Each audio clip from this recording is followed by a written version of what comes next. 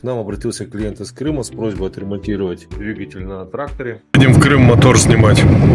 Условия были сложные в том, что нужно было доставить мотор из Крыма в Краснодар, и сроки были очень короткие, так как у клиента была запланирована посевная. Оперативная бригада выехала для демонтажа данного ДВС. ДВС доставили на станцию в город Краснодар, дефектовали, согласовали с клиентом ремонт, дополнительно отремонтировали турбину, дополнительно отремонтировали топливную аппаратуру, произвели капитальный ремонт головки блока цилиндра, поменяли вкладыши, поменяли гильзы, поменяли кольца.